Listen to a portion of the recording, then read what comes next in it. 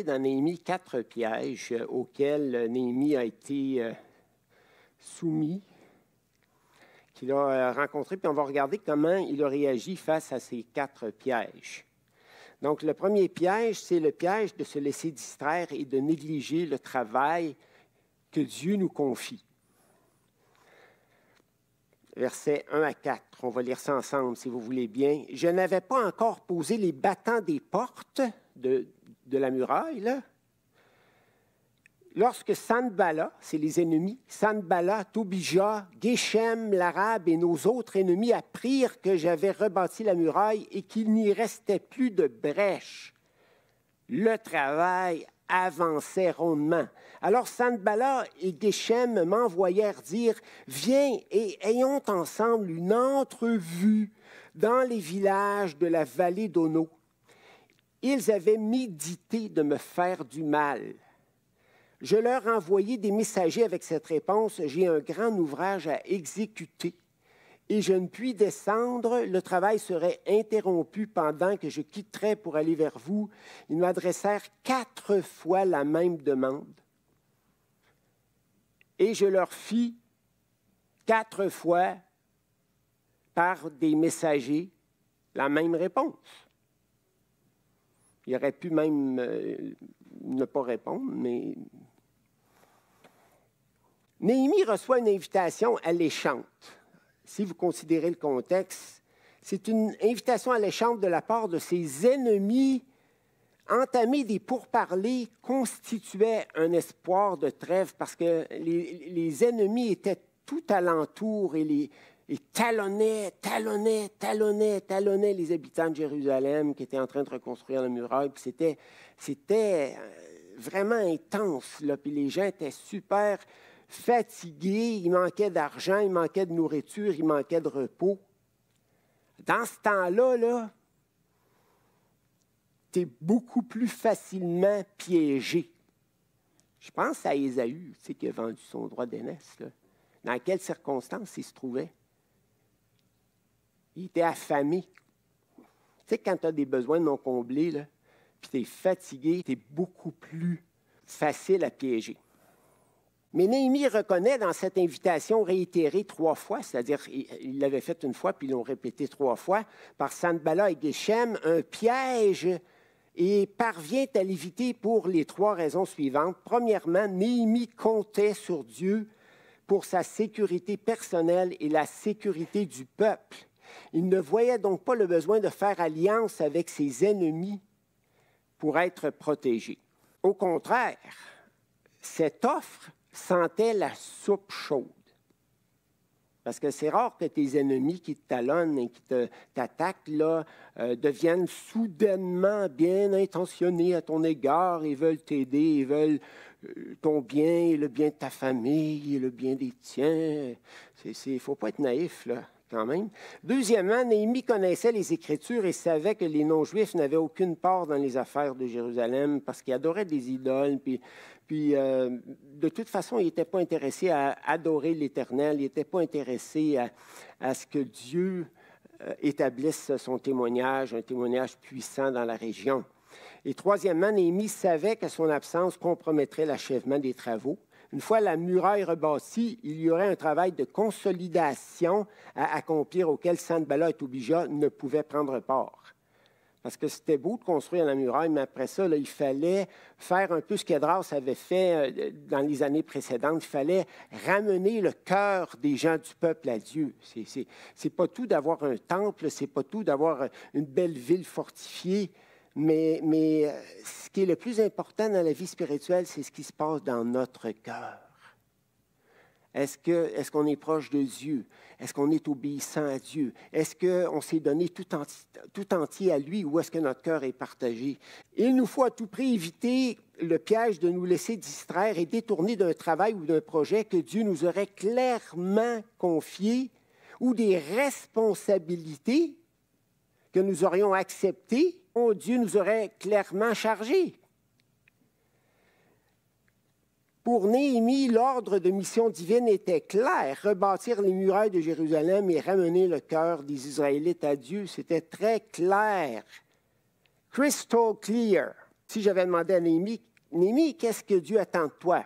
Dieu m'a montré clairement, parce que j'ai prié longtemps pour connaître sa volonté. Je me suis mis à genoux, j'ai soupiré devant lui. Puis là, il a mis un fardeau incroyable dans mon cœur pour mon peuple.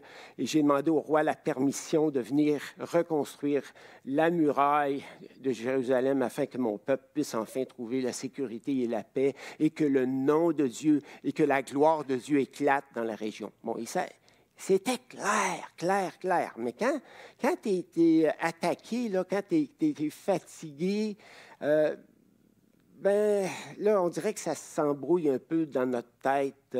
À notre époque, de quelle façon le piège de se laisser distraire du travail que Dieu nous a confié se présente-t-il et comment pouvons-nous l'éviter?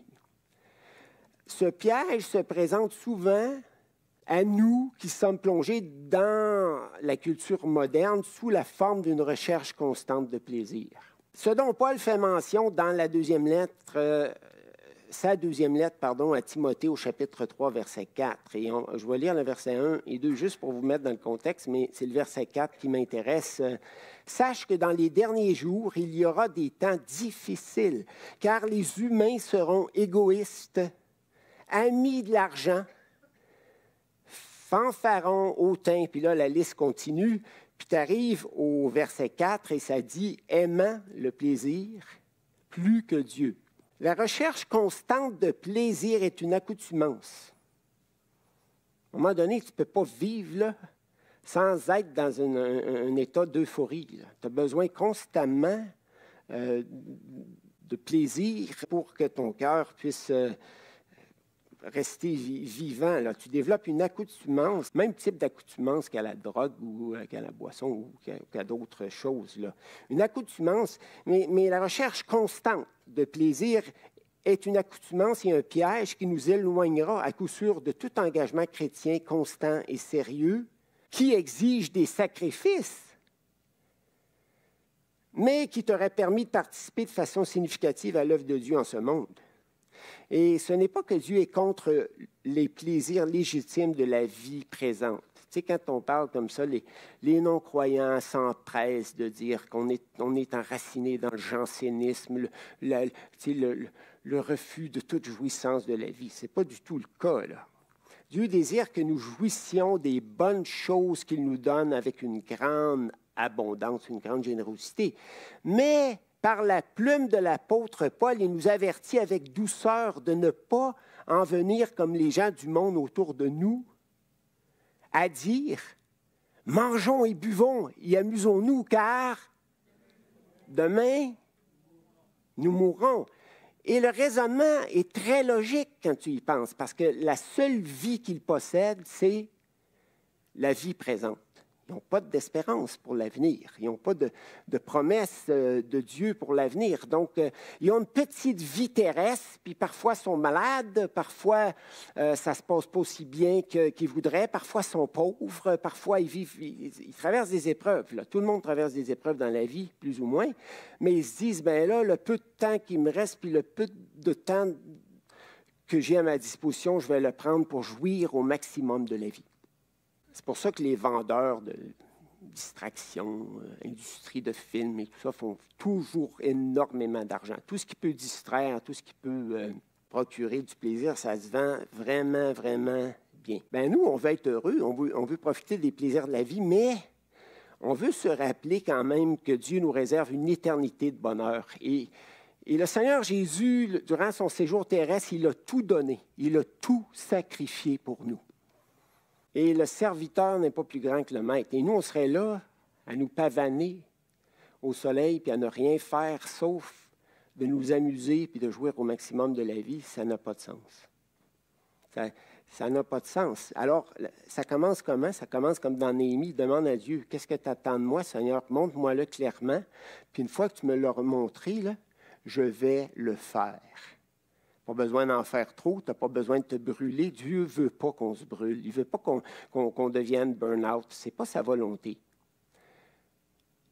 Mais il aimerait bien quand même qu'on ne soit pas constamment distrait, mais qu'on garde le focus sur ce qu'il nous a montré qu'on devait faire pour lui.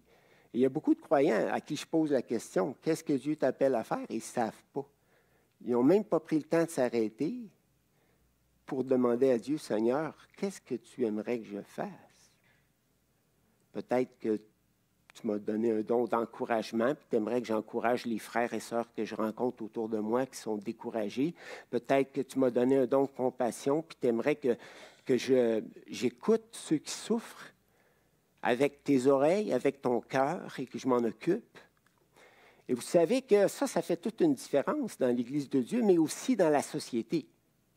Parce que quand tu fais ça avec les croyants, bien, l'Église du Seigneur est plus forte, puis les frères et sœurs brillent plus fort aussi, comme un flambeau dans le monde. Mais quand tu le fais aussi avec les non-croyants, ça peut avoir un impact extraordinaire pour les attirer à Christ. C'est un bon test pour savoir si nous sommes au service de Dieu et de nous poser la question, après nous être posés, amusés et investis dans nos propres projets, nous reste-t-il un peu de temps et d'énergie pour servir Dieu et travailler à l'avancement de son œuvre? Puis c'est à chacun de répondre à cette question-là. On n'a pas à regarder les autres puis à commencer à se juger les uns les autres. Ça, c'est pas correct. C'est facile, hein? De regarder les autres et de dire « Ouais, il me semble que celui-là, il ne fait pas grand-chose, puis l'autre, là, il me semble qu'il pourrait être beaucoup plus engagé. » Tu sais même pas ce que l'autre vit, là. Il vit peut-être des difficultés très grandes, il s'occupe peut-être d'un parent malade, puis il passe peut-être des heures et des heures à faire ça. Il s'occupe peut-être d'enfants qui ne fonctionnent pas aussi bien que les tiens, je ne le sais pas. Mais prenons garde de ne pas développer cette attitude de jugement les uns envers les autres, mais je crois que l'exhortation quand même est valable. Essayons de faire ce que Jésus a dit dans Matthieu 6, 33, « Cherchez le royaume de Dieu et sa justice en premier. » Et toutes ces choses, c'est quoi toutes ces choses? Est-ce que c'est juste le vêtement et la nourriture? Je pense que c'est beaucoup plus que ça. C'est des moments de vacances merveilleux, c'est des relations riches et prometteuses, c'est toutes sortes de choses. Et toutes ces choses dont vous avez besoin et dont le Père Céleste aimerait vous combler, vous seront données par surcroît. Mais la décision de départ n'est pas facile à faire. Prioriser le royaume. Le piège de l'intimidation. Deuxième piège, c'est dans les versets 5 à 9 qu'on va lire ensemble. Sanballat m'envoya ce message une 5e fois. Ah, il était tenace, le bonhomme, par son serviteur qui tenait à la main une lettre ouverte. Ça, c'est une lettre circulaire. Une lettre qui est lue sur la place publique puis un peu partout, là. Puis, il y était écrit « Le bruit se répand parmi les nations. » Et Gachemou, je ne sais pas c'est qui, un chef arabe à cause de son nom, là, de la consonance de son nom, affirme que toi et les Juifs, vous pensez à vous révolter et que c'est dans ce but que tu rebâtis la muraille. Tu vas, dit-on, devenir le roi. Tu as même établi des prophètes pour te proclamer à Jérusalem roi de Juda. Et maintenant, ces choses arriveront à la connaissance du roi de Perse. Viens donc et consultons ensemble pour savoir ce qu'il faudrait faire avec cette rumeur. Je fis répondre à Sanballat, ce que tu dis là n'est pas vrai. C'est toi qui l'inventes. Tous ces gens voulaient nous effrayer. Et ils se disaient, ils perdront courage et l'œuvre ne se fera pas.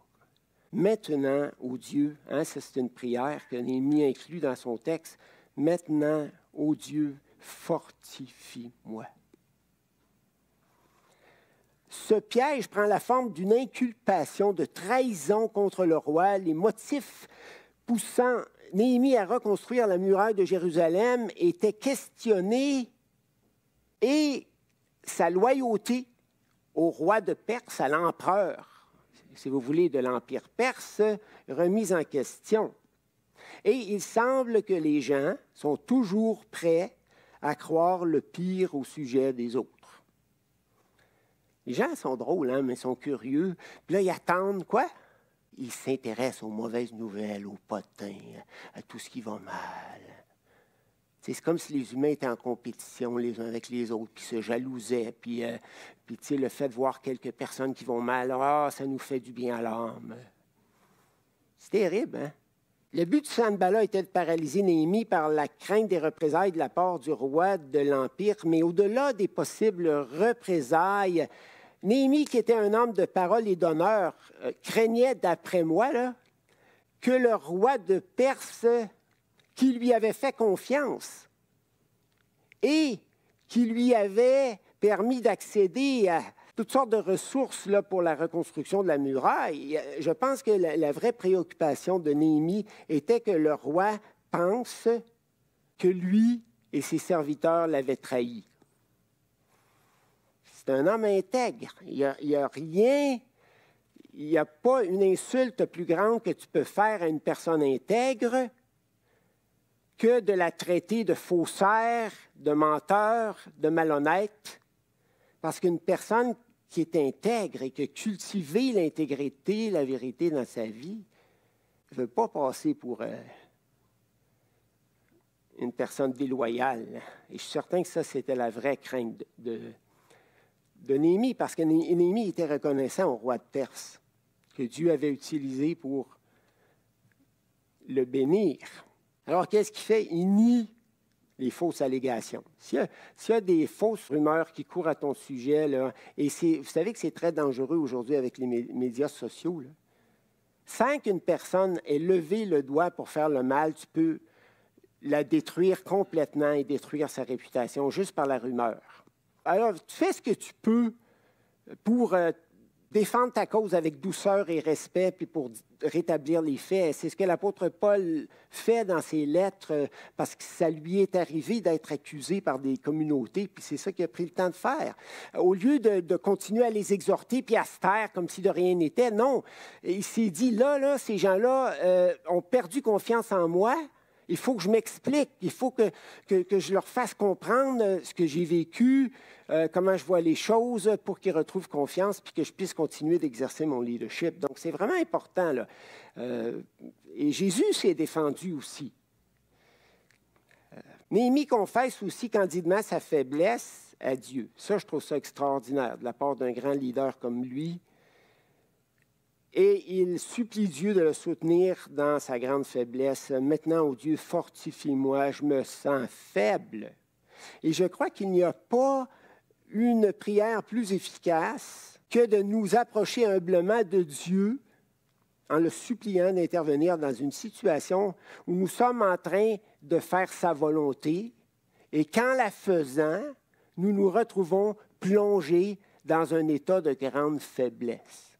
Là, tu es au centre de la volonté de Dieu. Tu n'es pas parfait, là, tu ne fais pas tout parfaitement, mais tu es en train de le servir, tu es en train de faire sa volonté, tu te retrouves dans la faiblesse. Et tu fais comme Néhémie, tu dis, maintenant, ô Dieu, fortifie-moi. J'ai besoin que tu interviennes en ma faveur et Dieu va venir à ton secours. Il va accourir à ton chevet pour te faire du bien, pour te fortifier, pour que tu puisses continuer de le servir. À notre époque, de quelle façon le piège de l'intimidation se présente-t-il à nous et comment pouvons-nous l'éviter? Il se peut qu'à cause de notre foi ou de nos engagements envers Dieu, des amis, des gens de notre famille ou des collègues de travail nous accusent faussement de ceci ou cela, dans le but de nous mettre des bâtons dans les roues et de nous discréditer. Il se peut aussi qu'en refusant de participer aux pratiques d'affaires louches d'un patron, tu peux être menacé d'être renvoyé sur la base de fausses accusations. Il y a des fois que tu pourras défendre ta cause, des fois tu ne pourras pas. Tu n'auras pas l'occasion de le faire. Il va falloir que tu t'en remettes à Dieu pour trouver un autre emploi. Avez-vous pensé à Jésus qui a été accusé injustement d'être fou, d'être imposteur, d'être blasphémateur, d'être transgresseur de la loi par les scribes et pharisiens, d'être faux prophète, d'être injuste, de mériter la mort, et quoi encore? Mais le Père a pris sa défense en son temps. Il a démontré aux yeux de tous, en le ressuscitant d'entre les morts, qu'il était le prince de la vie, le juste, sans péché.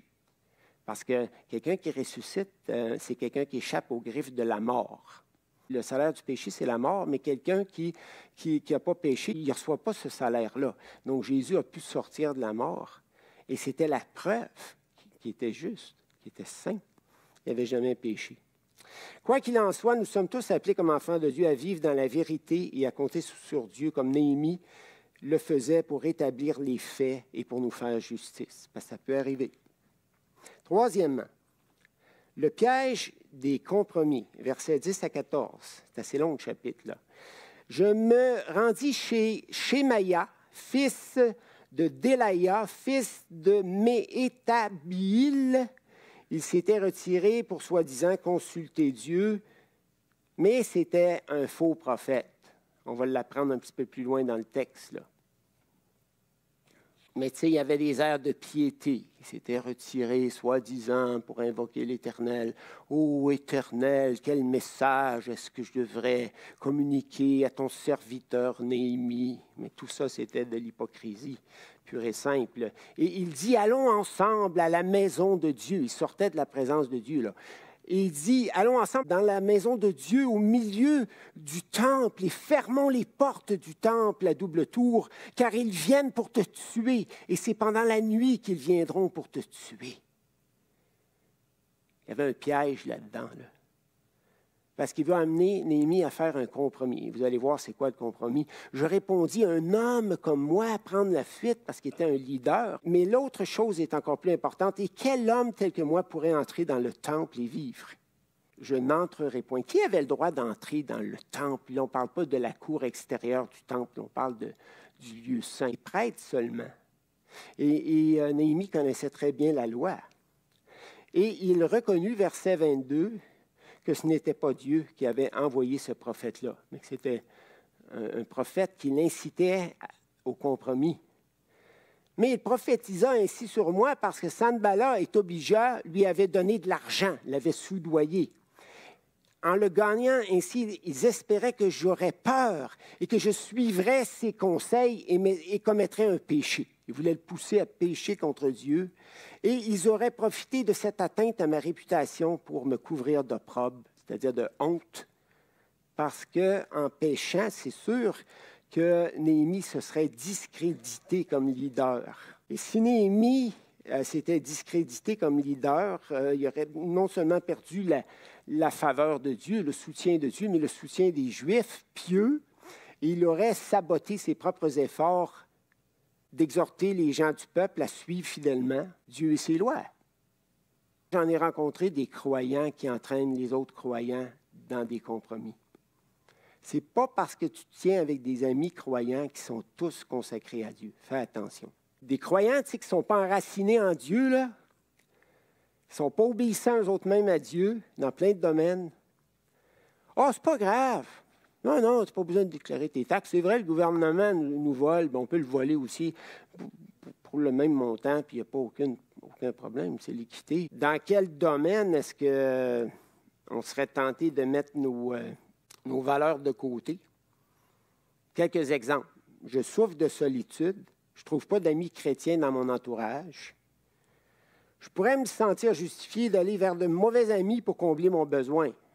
Dieu ne comble pas mon besoin, mais moi, je prends les choses en main et je le comble. Je me colle à de mauvais amis qui m'entraînent loin de Dieu, qui m'entraînent dans le péché, dans toutes sortes de choses qui me font du mal aussi. Et ça pourrait être la même chose pour quelqu'un qui aimerait se marier, un gars ou une fille, mais il ne trouve pas l'âme sœur, là. On reprend les choses en main, on fait des compromis. On répond à notre besoin temporairement, mais de façon insatisfaisante et à très court terme, et ça finit en catastrophe. Tandis que quand on attend les solutions de Dieu, là, c'est du solide. Tout ce que Dieu bâtit, c'est du solide. Les humains bâtissent avec le péché leur maison sur le sable. Parfois, on est serré financièrement, puis on pourrait être tenté de recourir à des passe-croches pour rejoindre les deux bouts, où on se met à jouer au casino, là. Puis le peu d'argent qu'on avait, on l'engloutit là-dedans. On pourrait multiplier les exemples, mais faites attention à vos besoins non comblés. C'est là que vous êtes le plus à risque. OK. Quatrièmement, le piège du relâchement, versets 15 à 19. Dans les versets 15 au verset 16, dans le fond 15 et 16, victoire éclatante. Dans les versets 17 à 19, une bataille qui se poursuit, malgré la victoire éclatante. Alors, c'est pour ça que j'ai intitulé ce point-là « Le piège du relâchement ». Même si on a vécu de grandes victoires avec le Seigneur, là, sans dire qu'il faut toujours batailler intensément, parce que des fois qu'on est dans le repos, là, Dieu a souvent dit à ses disciples, venez, retirons-nous, reposons-nous, ressourçons-nous. On ne peut pas être tout le temps là, sur le champ de bataille, on ne peut pas tout le temps être au front. Là. Et Dieu le sait. Mais en même temps, on ne peut pas se permettre de se relâcher puis de cesser de veiller sur nos cœurs. Ce n'est pas parce qu'on a remporté d'importantes victoires dans le passé que ces victoires garantissent nos victoires dans le futur. Il faut continuer de veiller sur nos cœurs. Le muraille fut achevé le 25e jour du mois d'Élul en 52 jours. C'est un record Guinness, là. C'est quelque chose d'incroyable. Lorsque tous nos ennemis la prirent, regardez la victoire, là. Lorsque tous nos ennemis la prirent, toutes les nations qui étaient autour de nous, tous ceux qui avaient voulu les attaquer là, de tous les fronts, étaient dans la crainte. Elles éprouvèrent une grande humiliation et reconnurent que l'œuvre s'était accomplie par la volonté de notre Dieu. Hey, c'est fort, ça. Ce témoignage-là, de ce que Dieu avait fait est fort parce que là, ce n'est pas les Juifs qui disent ça, c'est les nations païennes avoisinantes qui rendent témoignage à Dieu pour l'œuvre qu'il avait faite. Et eux qui voulaient s'en prendre aux bâtisseurs ont vécu une grande humiliation. Puis après ça, là, c'est spécial. Verset 17. Dans ce temps-là, dans le temps de la victoire, de la grande victoire, il y avait aussi des grands de Juda, des chefs, qui adressaient fréquemment des lettres à Tobija. Pourquoi est-ce qu'ils écrivaient des lettres à Tobija, un des ennemis principaux qui s'était élevé contre eux durant toute la construction de la muraille? Pourquoi est-ce qu'ils leur écrivaient des lettres et qui en recevaient de lui? Il était en communication secrète, à l'instar de Néhémie, avec Tobija, car plusieurs, et que ça me décourage, les grands de Juda, plusieurs en Juda étaient liés à lui par serment parce qu'ils étaient gendres de Shekania, fils d'Arash, et que son fils Joshachan, je ne sais pas trop, avait pris la fille de Metchulam, fille de Bérekia. Les mariages mixtes entre des adorateurs de l'Éternel et les autres qui ne servaient pas l'Éternel, qui adoraient des faux dieux. Il disait même du bien de lui. C'est fort, c'est décourageant, ça. Il disait même du bien de Tobija. Il n'y avait vraiment pas de discernement. Il y avait vraiment une réforme spirituelle qui attendait Néhémie. C'était beau d'avoir reconstruit les murailles, mais le travail n'était pas achevé. Hey, il disait même du bien de lui, de Tobija, l'ennemi, en ma présence, pour me narguer. Il manquait de respect envers Néhémie. Et il lui rapportait mes paroles. Oh là là, des délateurs en plus. Aïe, aïe, aïe. Tobija envoyait des lettres pour m'effrayer. C'est un toqué, là, Tobija. Il ne lâche pas le morceau. Je lui dis, qu'est-ce que je peux apprendre de ça? Puis je termine avec ça. Bernard, continue de veiller sur ton cœur jusqu'à la fin de tes jours. Ça ne veut pas dire de vivre dans l'angoisse, dans l'anxiété, en pensant que nécessairement je vais tomber dans un piège, que nécessairement je vais m'éloigner de Dieu, mais le potentiel de folie en moi est encore assez grand pour que je déshonore le Seigneur si je ne fais pas attention. Je ne vis pas une vie double. Ça ne veut pas dire que je suis en train de glisser dans le péché, mais de là à me penser debout et à penser que le péché ne m'atteindra pas, aucun péché. Je crois que la meilleure chose à faire, veiller et prier. Combien de fois le Seigneur Jésus a dit ça? Veillez et priez afin que vous n'entriez pas dans la tentation. Lui qui reconnaît et qui évite les pièges demeure libre.